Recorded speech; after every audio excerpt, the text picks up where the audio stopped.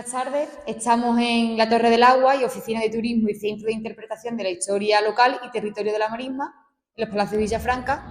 Me acompañan David y Domingo, responsables del edificio, para darnos su visión sobre la historia local y en concreto sobre el libro de Becerro, que es clave para conocer la historia de este pueblo. Para quienes no conocen este documento, ¿cómo explicaríais qué es un libro de Becerro? Bueno, pues lo primero, buenas tardes, Ana. Gracias por invitarnos, ¿no?, aquí y por venir a la Torre del Agua. Bueno, con respecto a tu pregunta, ¿no?, nosotros siempre cuando recibimos a los visitantes aquí en la Oficina del Turismo y hablamos sobre el libro del Becerro, que es la forma más rápida de entenderlo, básicamente, es que es un libro jurídico, ¿vale? Durante la Edad Media eran cuando había un tipo de pleito, ya sea por territorio, por deudas, por productos agrícolas entre la iglesia o las casas nobles, pues ese pleito se iba redactando según iban sucediendo los diferentes acontecimientos y se le conoce como del Becerro porque eran generalmente los pergaminos sobre los que se escribían, pues eran encuadernados con piel de becerro, ¿vale? Pero básicamente pues la importancia y el valor es que son textos administrativos jurídicos, ¿no?, medievales o de la Edad Moderna, ¿no?, que nos cuentan un poquito la vida pública, ¿no?, que tenemos de esa época. ¿Por qué se considera una pieza tan importante dentro de la historia de los Palacios de Villafranca? Buenas tardes, Ana. Pues nada, el libro del Becerro se considera una pieza muy importante dentro de la historia de los Palacios de Villafranca, porque, como ha dicho mi compañero David, recoge unos 160 documentos, pergaminos, recogidos en piel de becerro, y recoge todo ese proceso jurídico-administrativo de pleito que se llevó a cabo en una fecha determinada, en el que se establecían los límites territoriales, ¿no?, y de cada una de las villas que existían. Por un lado los palacios y por otro lado Villafranca de la Marisma. Entonces es muy importante dentro de la historia de nuestro pueblo porque delimitó en su momento qué pertenecía a los palacios y qué pertenecía a Villafranca de la Marisma, ¿no? Y bueno, y es muy importante porque para los vecinos villafranqueses de la época, porque digamos que de una manera pues defendieron o en ese texto jurídico administrativo defendieron un poco ese territorio y esa identidad como población administrativa. ¿En qué año se redactó este libro? Bueno, la redacción, como hemos dicho, hace un texto jurídico-administrativo, ¿no?, en este caso del pleito que enfrenta al Ducado de Arcos, ¿no?, que era el propietario del castillo de los Palacios, ¿no?, el castillo conocido como la Talayuela del Huélamo, ¿vale?, que fundado en el siglo XIII, pues XIII-XIV en concreto, más XIV que XIII, para que nos vamos a engañar. Pero la redacción de este texto es posterior, no está en el momento de la fundación de las dos villas. Como hemos dicho, ¿no?, los palacios pertenecían al Ducado de Arcos, Villafranca es tierra de realengo y pertenecía directamente al Ayuntamiento de Hispalín, ¿no?, al Consistorio de Sevilla. Esta fecha es cuando posteriormente, en el siglo XVII, ¿vale?, bajo el reinado de Felipe IV, salen, ¿no?, por orden del rey, orden real, salen ciertos núcleos de población, sobre todo zonas francas que pertenecían a la corona, lo ponen en venta para que pues las casas nobles o los habitantes del pueblo adquieran ese territorio, ¿no?, adquieran una jurisdicción propia. Y todo esto aquí se dio a través de que en 1600, en torno al 24 en adelante, los últimos 5 años de la década de los 20 del siglo XVII, el duque de Arcos intenta, tras la orden, ¿no?, el beneplácito real, intenta la compra de la villa, ¿no?, de Villafranca, de las tierras de Villafranca, pero comete un error, ¿vale?, porque bueno, la ordenanza era que el comprante debería de informar a la población de esas tierras de que iban a ser, a partir de ese momento, propiedad del duque, y que ellos, por lo tanto, iban a ser vasallos del ducado.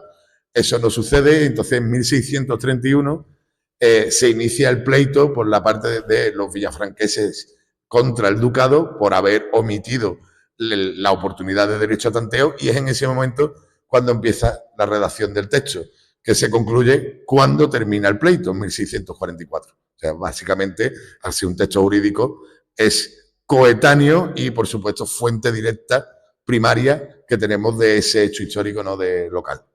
Entonces, tenemos 10 añitos ahí de escritura. ¿Qué hechos históricos, cuáles son los principales hechos históricos que recoge el libro del Becerro?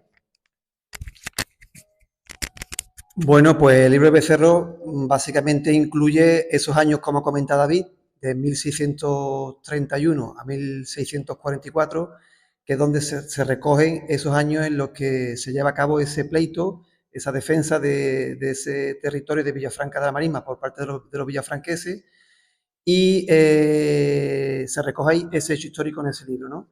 Que se concluye en 1644, que viene, como ha comentado David, de esa compra que hizo el duque de Arco, compra que cometió el error de no avisar a los vecinos. Ellos iniciaron ese documento, y esos años y ese hecho histórico es lo que o sea, ese proceso jurídico-administrativo es lo que se recoge en ese libro. Básicamente, y haciendo como a modo de titular, ¿no? Más directo, por todo el proceso que hemos hablado, pues, es básicamente la compra de la libertad por parte de los villafranqueses. Ese es el verdadero hecho histórico que tenemos, que nos muestra el libro del Becerro, ¿no? Como una pequeña población de apenas 67 cabezas de familia. Compra su libertad, digamos, su libertad territorial y jurídica. O sea, ya no depende del Ayuntamiento de Sevilla, ya no van a depender del ducado. El duque legalmente ya no puede usar las tierras de Villafranca, ¿no? Es un hecho histórico que marca la identidad del municipio, ¿no? De ahí el manchonero, de ahí la vida actual. O sea, en nuestro día a día todavía en los palacios, debido a este momento, vemos muchas muestras de lo que en el libro del Becerro está ahí a día de hoy, ¿no? En cómo se destruyó la tierra en nuestro pueblo, cómo fue después la colonización. O sea, un hecho histórico tan simple, ¿no? Pero que después marcará constantemente los siguientes 200, 300 años de la vida del pueblo. Por lo tanto, el verdadero hito, ¿no? Eso es la libertad que compra el pueblo para sí mismo, ¿no? ¿Qué información, bueno, habéis dicho la información que aporta sobre el origen y la evolución del municipio?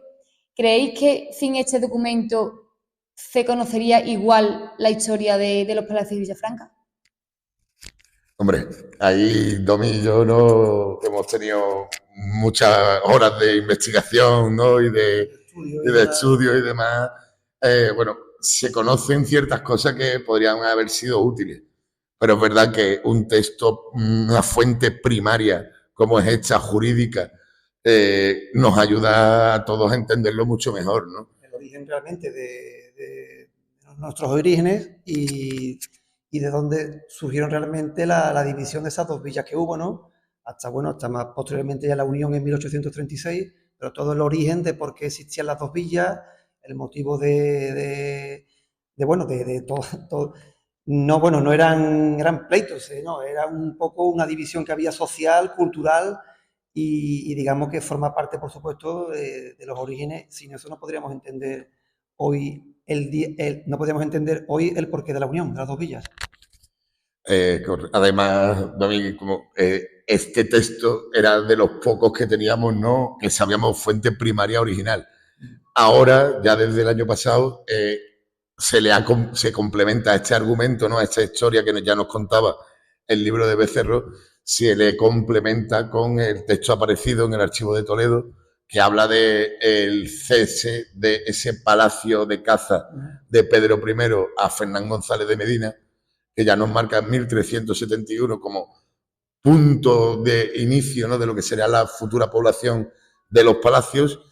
Y bueno, y según la fuente de Antonio Cruzado, ¿vale? Antiguo archivero municipal y cronista municipal, pues estamos a la espera de poder encontrar también la de Villafranca de la Marisma, bajo la figura de López de Arnedo y el reinado de Alfonso XI. Pero bueno, ese último no lo tenemos. Entonces, gracias a este texto, era la fuente primaria, hemos encontrado otra que nos ayuda a complementar el relato que se tenía, que se conocía por tradición oral, por otras fuentes, pero no eran fuentes primarias, ¿no? Entonces, todo esto nos ha ayudado a esos huecos que teníamos en nuestra historia municipal, rellenarlos y rellenarlos con eso, con unas fuentes que son indiscutibles. Entonces, es un valor que nos ayuda a comprender bien el origen y sobre todo la idiosincrasia de las dos villas, ¿no? O sea, eso a la gente que viene de fuera le llama mucho la atención de que... Era muy curioso, las dos villas, ¿no?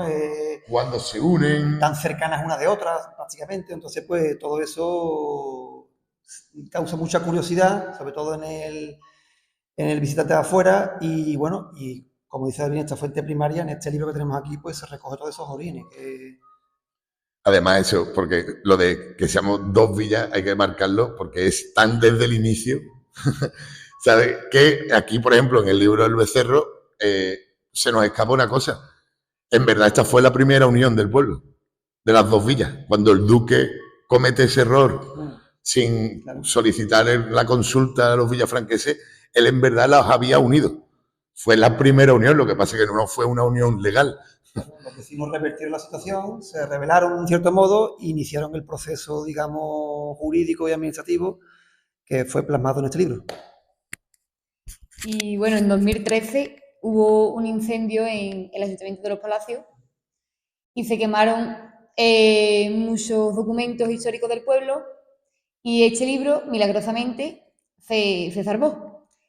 ¿Recordáis cómo se vivió en el pueblo esta noticia que afectó a tantos documentos?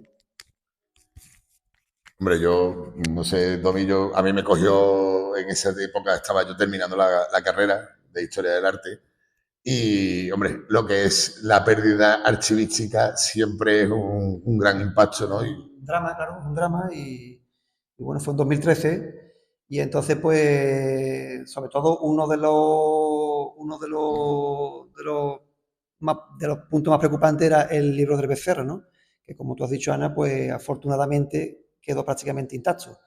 Pero bueno, sobre todo para el archivero y para el historiador de aquí, sobre todo como patrimonio documental de aquí del pueblo, la verdad es que fue un poco impactante el incendio en general, pero sobre todo que hubiese afectado al final al libro del Becerro.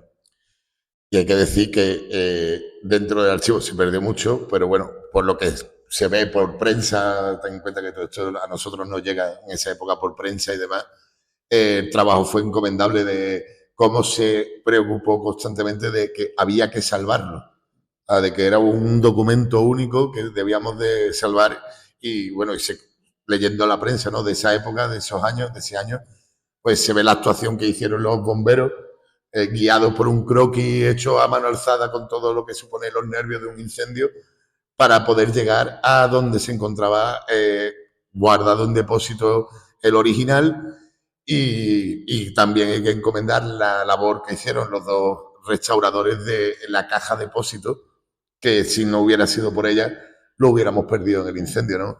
Y como hemos ido hablando, perder rastro, no información directa del origen, ¿no? De uno o de el camino que siguió el pueblo hasta su unión, ¿no? En el siglo XIX. Entonces, el impacto muy fuerte, por lo menos personalmente, fue llamativo, ¿no? Ahora mismo el libro está en proceso de restauración, vuelve dentro de unos meses. ¿Sabéis algo de esa restauración? Pues principalmente lo que hemos leído en noticias y nos ha llegado de información de noticias de que está en un proceso de restauración para, bueno,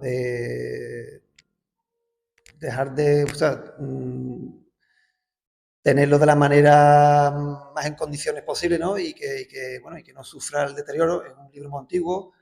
Como hemos dicho al principio, está hecho con piel de vacuno, entonces es un material muy delicado y que es muy complejo de su mantenimiento, entonces la restauración pues es evidente que se tiene que llevar a cabo y me imagino que durante cierto tiempo hay que revisarlo, ¿no? Entonces la restauración, aparte de que sea necesaria, es evidente que un documento así, de tal valor, necesita de esa restauración. Además, como bien decía Domino, el problema que nos encontramos en las restauraciones, sí, restaurar, la primera acción siempre es difícil, porque lo primero en este caso era por un accidente, ¿no? Un incendio, pero siempre el historiador del arte y el restaurador, lo último que quiere es intervenir. O sea, tú no quieres tocar la obra original porque va a ir perdiendo valor. Pero en este caso el valor era la obra en sí, no era el contenido escrito, ¿no? El conocimiento que tenía. Restaurar un libro es una tarea muy, muy complicada y más cuando son pergaminos, que no estamos hablando de los nuevos folios, de nuestros materiales que se trabajan de otra manera. El pergamino es un material mucho más sensible, entonces estos casi, pues estos 13 años que se ha llevado de labor de restauración es lo que implica lo complicado, ¿no? Que ha sido.